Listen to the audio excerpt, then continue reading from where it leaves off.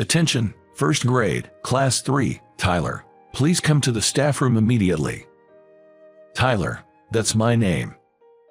Just as the announcement said, I'm in my first year of middle school. The call came just as the 5th period was about to end, and I unwillingly became the center of attention. I had no idea why I was being summoned, but they said it was urgent, so I ran through the still empty hallway to the staff room. After knocking and entering the staff room, I stated my class and name, and looked around just as the end of day chimes sounded. The staff room, just after classes had ended, was sparsely populated with teachers. It seemed that the vice principal was the one who had called for me. I rarely ever spoke to him, so with a nervous tension, I approached, and the vice principal solemnly began to speak. "We just got a call from the police. Your parents have been in a traffic accident." The sudden news didn't make sense to me. I was told to hurry to the hospital and was handed a note with the hospital's name, phone number, and the emergency contact. The school had called a taxi for me, and without fully grasping the situation, I was ushered into the cab. As soon as I got in, I showed the note to the driver, and the taxi headed to the hospital. I arrived at the hospital quickly but was unable to see my parents. I was told they had been in an accident, but there was no sign of the person who must have hit them. Of course not. It was a hit and run. As I waited alone in the empty lobby, eventually my grandfather showed up. He was my paternal grandfather, living in the neighboring town. He had been living alone since my grandmother passed away a few years ago. And as the day turned to night, my maternal grandparents and uncle also arrived, but seeing this group together made me uneasy. The last time I saw them all together was at my grandmother's funeral. Ultimately, the day passed without me being able to see my parents. My grandparents were called in first. A little later, a nurse took me somewhere else. We rode the elevator, and the nurse pressed the button for the basement's lowest level. I had had the same experience when my grandmother died, though it was at a different hospital. The elevator stopped, and as I followed the nurse, I thought to myself, just as I suspected. In that room, which I wouldn't exactly call chilly, 2 figures lay covered with cloths over their faces. But I still couldn't believe those 2 were my mom and dad. After all, I hadn't seen their faces yet. The silence was broken by a nurse, who then lifted the cloth from their faces. There they were, my mom and dad. Yet, strangely, I still couldn't feel the reality of it. Just the day before yesterday, we were talking normally, and on the day of the accident, they had seen me off to school with smiles. How could this have happened? I was filled with hatred for the person who caused the accident and ran away. If they had just called for an ambulance right away, maybe my parents could have been saved. Was this some kind of cruel joke? Maybe they're just asleep, and they might wake up any minute. Part of me thought this, while another part was strangely calm, thinking my brain just hadn't caught up yet, and maybe with time, the reality would sink in. But time waits for no one, and soon the wake, the funeral, and the cremation were all over. After a few days without my parents, I resolved to live on my own, but a middle school kid can't just live alone in a family rental. I wanted to stay in the home I had shared with my parents, but my grandfather, who lived alone too, decided to take me in. I spent most of my time on the move and the subsequent paperwork, with hardly any time to say goodbye to my friends, and the days flew by in a blur. Then the life with my grandfather began. But he was living on a modest pension. Maybe if he had been a public servant, he would have had a decent pension, but he was just a retired salaried worker. Living on a meager pension, I wondered if the 2 of us could really make ends meet. With these worries, my new life started. I had to move to the next town and change schools. At my old school, I hadn't joined any clubs, which had been okay, but here, it seemed like every student was expected to join one. Thankfully, a teacher, understanding my situation, allowed me to be an exception. Being the new kid, my seat was at the back of the classroom. The other students had already formed their own groups. Could I blend into this new community? Did they know about my situation? What would I say if they asked about my home? My anxiety didn't end at home. It followed me to school too. Without the courage to speak up, I sat alone until a boy from my class approached me. After introducing himself as Henry, he started barraging me with questions. When he asked about clubs and I honestly said I wasn't joining any, he seemed really bothered and kept pressing. Why not? I explained that at my old school, clubs weren't mandatory, and because of family circumstances, I wasn't joining here either. But rules are rules, he snapped back at me.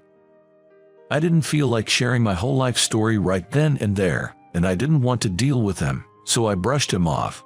But Henry got heated and grabbed the back of my collar. I quickly grabbed his shirt front in response. Classmates intervened to break us up, and the commotion brought our teacher running over. But Henry still hadn't cooled off, raising his voice. "You're just living a pool life with your granddad, right? That's why you can't join a club." The homeroom teacher, shouting "Stop it," took Henry to the staff room. Seeing that Henry knew about my situation made me think maybe others knew too. I didn't know how Henry found out.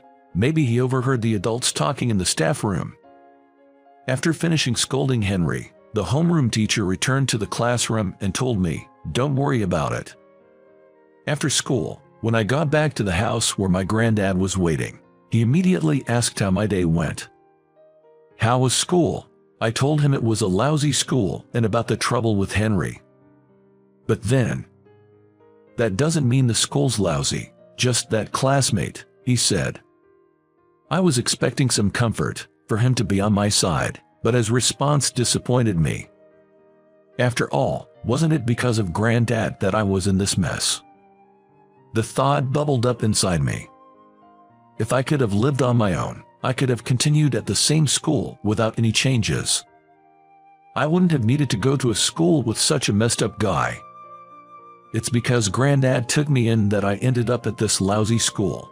Grandfather didn't seem interested in my complaints, just glancing at me and saying nothing. Maybe feeling awkward, he left to go shopping and came back with vegetables and Chinese food ingredients. He put the groceries in the kitchen and started cooking rice. He was used to it. I thought maybe once the rice was done, conversation would naturally follow, but time didn't resolve the tension. School, my parents, and the future. There were things I wanted to talk about, things I needed to say, but my granddad and I didn't exchange a single word, silently eating our dinner instead. Days passed, and back at school, Henry kept picking on me whenever he got the chance. Conversely, at home, my grandfather and I barely spoke, except about meals. When this was starting to feel like the new normal, I came home from school to find my grandfather lying on the bed. "Tyler, you're back?" he asked. It had been a while since we had exchanged words about anything other than food, but finally, we did. Apparently, he had fallen off a ladder while pruning the trees in the yard. He didn't hit his head or back, but instead, he twisted his leg. That reminded me of the ladder and shears left out in the yard. After discussing it, we decided I would handle the shopping and chores for a while since he couldn't. "I've written everything we need, and here, take this," he said, handing me a note and a supermarket flyer. It was printed with big yellow letters that read "Big Sale." It seems I had to shop there today. Taking the wallet he handed me, I biked to the designated supermarket. I had been there a few times before we moved. It wasn't particularly cheap compared to other supermarkets in the area, but their sale items were a steal. This reminded me of something my mom used to say. Inside the supermarket, I saw signs for sale items everywhere. As I was looking for the items on the list, I unfortunately ran into the last person I wanted to see. It was Henry. Seeing him at school was stressful enough, let alone bumping into him after school too. Just as I was about to hide, Henry spotted me. "Hey, if it isn't the Pua kid," I guess you can only shop on sale days because you're so broke, he sneered. If that's your logic, then everyone shopping here today is broke, including you, I retorted. A cough from afar interrupted Henry's words. Realizing his comments had made enemies of most of the customers, he tried to switch the subject. But even the change in topic was just more insults aimed at me. To make matters worse, he brought up my deceased parents, saying, "Even if your parents were alive, you'd still be broke." His words made me lunge at him in anger. Henry fought back, but store employees quickly intervened. I could see other shoppers pointing at us, so someone must have called them over. We were quickly separated, and the store warned us that if there was another disturbance, we would be banned. I was still steaming, but I knew making a scene wouldn't help. Yet, as I finished shopping and was about to check out, Henry was waiting for me. "Let's take this outside," he provoked. It was when I took a step forward, falling for Henry's provocation. "Hold on." Suddenly, I felt a tug on my shoulder from behind. Turning around in surprise, I saw it was my classmate Anna. She stands out in class, being the daughter of the president of a rather well-known company. When I first heard she was a corporate heiress, I was surprised, but honestly, she doesn't act like a princess at all. Even during breaks, she's just like any other girl, chatting with friends about TV and family stuff. "You don't need to stoop to his level," she said. Annoyed that a third party was intervening, I shrugged off Anna's attempt to stop me and turned back to face Henry. "You better back off. This is a world you wouldn't understand, princess." "And who do you think you're talking to? How dare you speak like that?" she retorted. From Anna's tone, it seemed like Henry couldn't talk back to her, maybe owing her a favor or something, but apparently that wasn't the case. "It's none of my business," Henry snapped and lunged at Anna. I rushed to intervene, but Anna's kick found its way between Henry's legs. With a blow that no man could shrug off, Henry doubled over in pain. I thanked her, still in shock, and she just smiled back and said, "No problem." Henry is certainly annoying, but causing trouble here isn't what your parents would want. You have to carry on their will, Tyler. Confused by her words, I just stood there until she suggested we talk over coffee. "Order whatever you like, it's on me." I was annoyed at being dragged into a cafe with no money, but since she was paying, I ordered a hot tea. As our orders were placed on the table, we both let out a sigh of relief. Then, Anna started to speak. "About what happened earlier," she began, and with a somber face, she revealed something unbelievable to me. It turns out that the accident that led to my parents' death was caused by Henry's uncle. Since it's his uncle on his mother's side, they don't share the same last name. That's why maybe the teachers knew, but none of the students did. Still, it felt strange that Anna knew all this. "So how do you know all this?" I asked. "Henry's uncle used to work at our company," she disclosed. That's when it clicked why she had earlier reprimanded Henry so confidently. Anna went on to give more details. Apparently, Henry's uncle was a troublesome person, and even Henry's family was burdened by him. He was a gambling addict, often showing up at Henry's house unexpectedly to ask for money or calling persistently. And amidst all this, he caused the accident.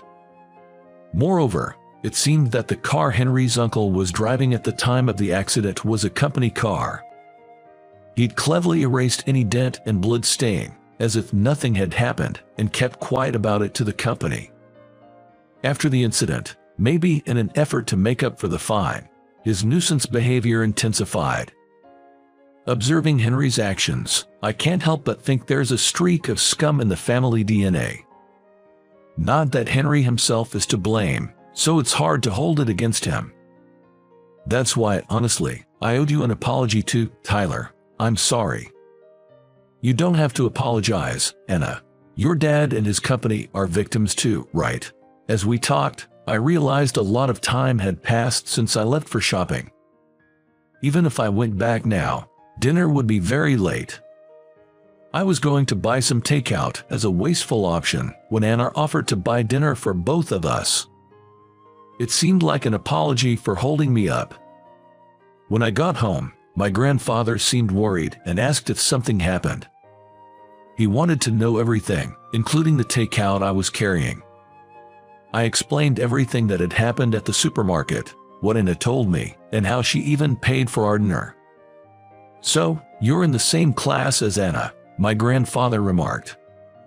He didn't seem surprised by the story I relayed from Anna. The only thing that seemed to catch his attention was that Anna and I were classmates. He mentioned that Anna's grandfather was his childhood friend. The company now run by her father was originally started by her grandfather. There was one thing my grandfather didn't know, that Henry was related to the offender. But he had heard everything else from the police and had even gone to settle matters with Anna's grandfather himself. To my grandfather, it was the accident that took the lives of his son and daughter-in-law. To Anna's grandfather, it was an accident that smeared mud on the company's face and took away a friend's family. The company was already set to provide full support for the upcoming lawsuit, including financial and manpower resources. While I was at school, my grandfather had been doing all he could for my parents and me. Unaware that my grandfather had been taking such actions, I had unfairly felt disappointed. Reflecting on the argument we had the other day, I apologized to my grandfather. But he dismissed it, telling me not to worry about adult matters and to focus on my studies. However, I wanted to help too. So, I decided it was time to express my honest feelings. I can't move forward emotionally or physically until the lawsuit is settled, and there's still so much uncertainty in our lives, with school and everything, I confessed. "I'm sorry. If we had even a fraction of Anna's family income, you wouldn't have to feel any financial insecurity about the future." My grandfather apologized for not being able to provide a better life for me. Having money wouldn't bring Dad and Mom back to life, nor would it have saved them. Besides, living with Grandpa is pretty fun too, you know. At my words, my grandfather looked up briefly before looking down again. After hearing from Anna and learning about the covert actions my grandfather had taken, I felt a bit comforted.